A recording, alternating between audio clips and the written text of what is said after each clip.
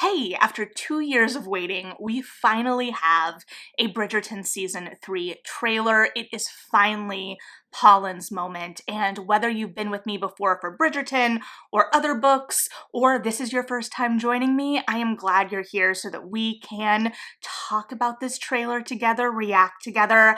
I have been avoiding this all day.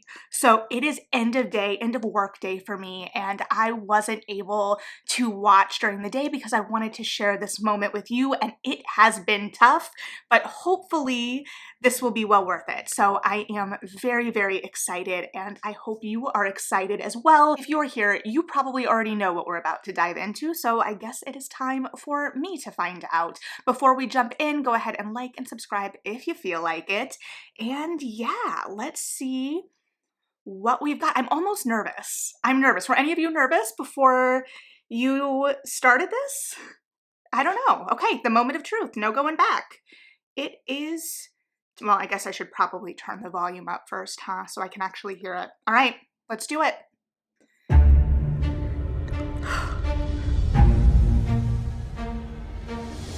Dearest gentle reader, we have been apart for far too long.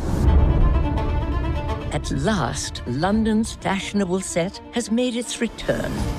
And it seems that our bon ton is moving with the changing tide. So, too, is this author. I cannot live at home any longer. I must take a husband. Does my lady have a suitor in mind? Is that our brother? Colin? Oh. Brother. Under what foreign sun did you account that he gets so sturdy? Oh, it is good to see you. Is it? Something wrong? Seems as though every Bridgerton was born to attract notice. For some of us, notice is very slight. If a husband is what you seek, let me help you. Are we not friends? I don't trust it. Friends. Oh, the friends. I should like to see your skills as they are first. How delightful to see you all. The splendid weather we are having. I'm not good with secondhand embarrassments. We'll see how that goes. I would not be angry if you found me to be a lost cause. You must not say such things. You are Penelope Featherington. Do not forget that. She's not seeking a husband in you, I hope. No, I'm only helping her find one. Since when are you worried about Penelope?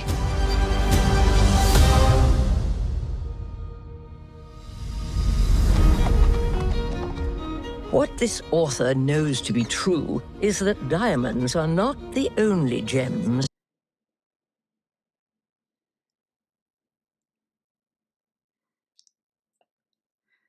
The moment, the wallflower blooming moment.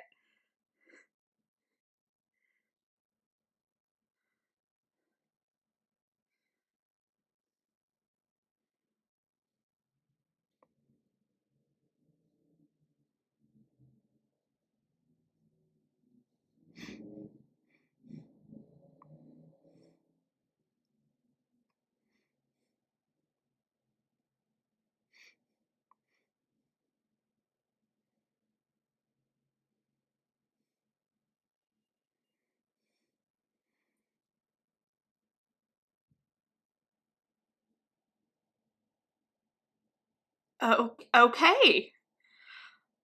Oh, okay.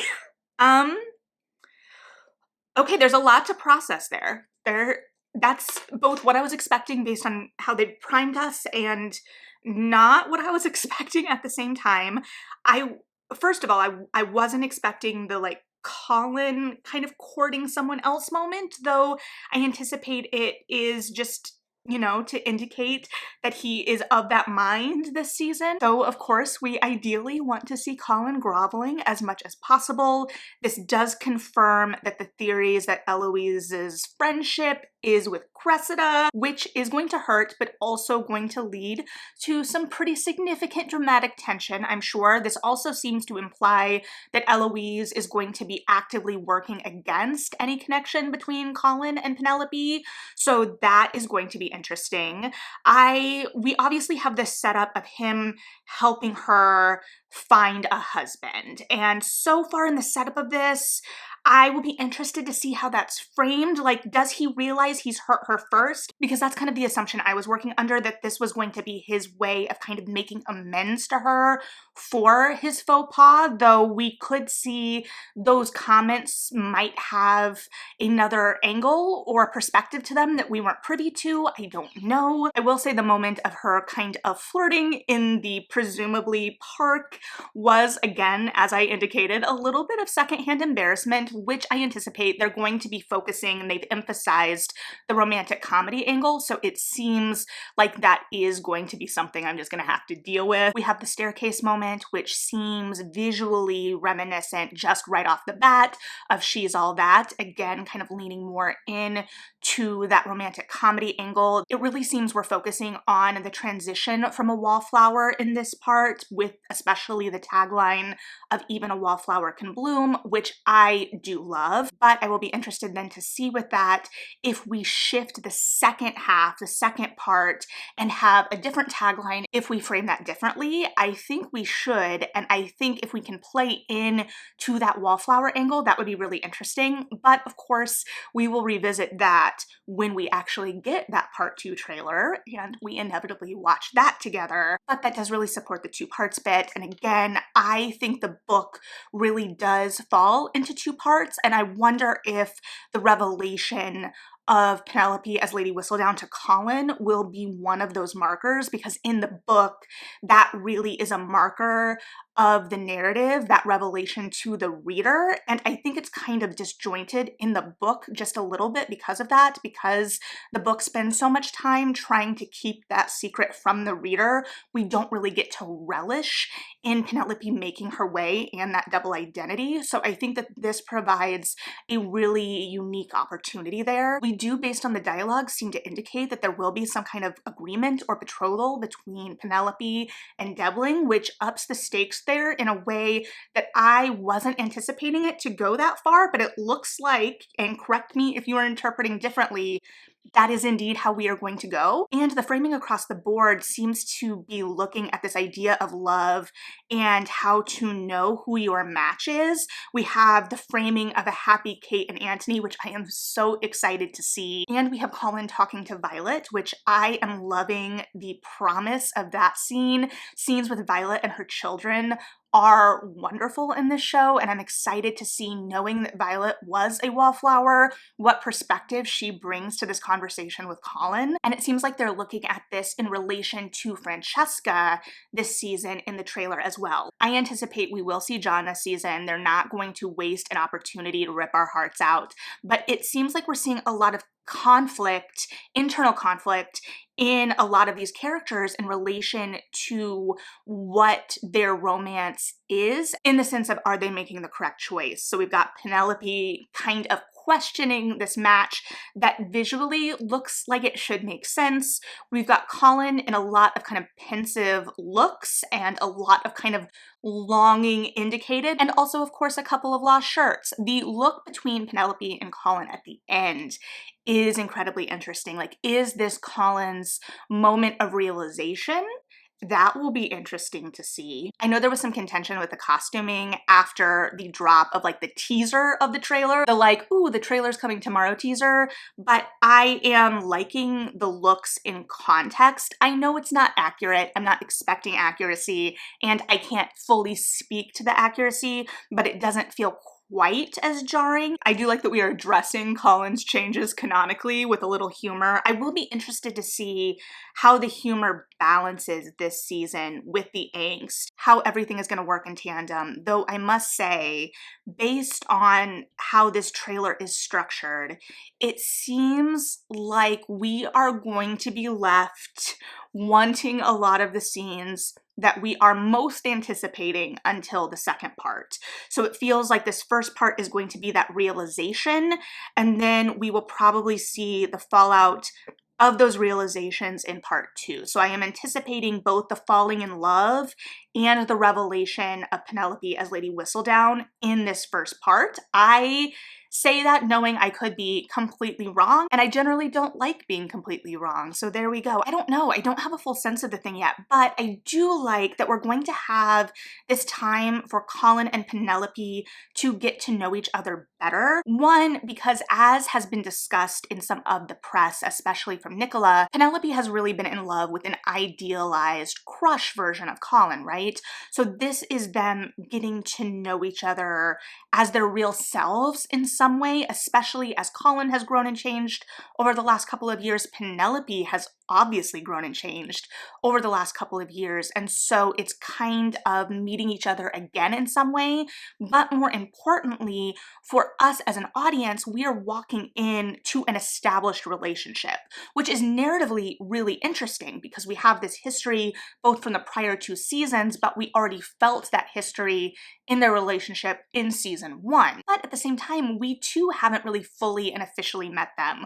We don't know their inner worlds as deeply. And so this is a way for us as the audience then also to get to know them better. And so while it's going to be frustrating because we've been with them for 2 seasons and we want to, as Play would say, get to the love part, we need this time for them to fall in love for real, and we need to see them falling in love for real, for those other scenes to carry the emotional weight that make them resonate for us so strongly. And so I'm really excited to see that, especially as it seems like we are going to be exploring this from such a kind of conflicted angle. And again, it's going to be interesting because I, as a person, as a viewer, just inherently have trouble with secondhand embarrassment, and I don't like the idea of infidelity in plot lines. And so for establishing relationships with some of these other characters, particularly with Penelope and Debling, I will be very interested to see how that works out. At the same time, we are pulling from a familiar trope here, even if it isn't a trope that initially appears within the Bridgerton series itself. It is a trope that appears in historical romances still, and so I'm excited to see how that is used to further deepen the relationship between Penelope and Colin, because again, within the book itself, I feel like there is a lot of maneuvering and there's a lot of room within that book to still reference and touch on the scenes that fans love while allowing for creative liberties, because again, the kind of structure of that book is a little odd at the end of the day, and so we have this opportunity to explore the wallflower angle. And again, it's interesting because especially within the Bridgerton books, technically Daphne, Kate, and Penelope are all wallflowers, but Penelope is kind of like the platonic ideal of a wallflower, and her story of an unrequited crush and being overlooked resonates with so many. It resonates with me, and then there is that satisfaction in seeing her get what she wants, and not only that, but seeing her appreciated and celebrated, which is another interesting angle to this. So we don't have the mirror imagery appearing as significantly in this trailer as we've seen it in some of the other promo, which again is clearly taunting the book fans, but it's interesting because the framing of this half is all about Penelope kind of coming into her own, the wallflower blooming, but also the idea that Penelope needs to change herself in some way. Now, in some ways, it's just a matter of her gaining confidence. Penelope has always been gorgeous. It's partially just the dresses she is wearing, but it's also just her demeanor. We see her clearly as a wallflower in this trailer as we have seen her in previous seasons. And so it could be argued that that confidence boost and that demeanor change is a needed change, but also that it's not changing who she is intrinsically, because that has always been inside of her, especially in relation to Lady Whistledown. Additionally, the idea that Whistledown is still being voiced by Julie Andrews, and so it is clearly still being presented as this alternate identity, this thing that is separate from Penelope in some way, or that Penelope is separating from herself in some way. I would be fascinated to see if in the second half trailer we get Penelope speaking as Whistledown in her own voice, if we do get that revelation to especially Colin in the first part. I think that that would be a really interesting framing device because, again, it's that idea of seeing yourself clearly. And so clearly in part 1, we aren't really seeing things clearly. There is a lot of confusion. There is a lot of reconsidering. That's why Colin looks kind of befuddled most of the time. So I think that's going to be very interesting. And selfishly, I'm glad that we're going to have Kate and Anthony there to kind of ground us. So there's something kind of settled. We can see the happily ever after being lived out. Now, we have a couple shots of Violet here that are intriguing, and I don't know what I'm thinking of those yet. So if you have thoughts, leave those below. But yeah, there is both a lot here, and at the same time, I don't know if this ultimately clarifies anything for me. I do think the family dynamic is also going to be very interesting here because Penelope presents it as, I need to get out of the house. I need independence. But also the little blip of a scene between Penelope and Portia complimenting her, and Penelope looking conflicted about that, presumably for her own feelings, but also I wonder if it's something in the mother-daughter relationship there, and I think that being explored is going to be a really important piece of this season as well. It's hard because I'm sure there's discourse that's already been cycled through today, but these are just kind of my initial thoughts and reactions. I do also really love the fog in that last shot. That's gorgeous. I'm very excited to see what that last shot is in context, but that is kind of just what I'm thinking, initial thoughts there. So let me know what you're thinking. Maybe we'll do a live together as well where we can dig into this more, but we are also doing a read-along for Romancing Mr. Bridgerton right now. So if you need something to help you get through the next month, I will have the link to the story graph in the description, which means, especially if you got this far, that you should subscribe to hang out and talk Bridgerton more. But for now, I think I'm going to leave it at that. I'm sure I will think of more, but again, let me know what you're thinking. Thank you as always for hanging out and being interested in what I have to say. Read something good, and yeah,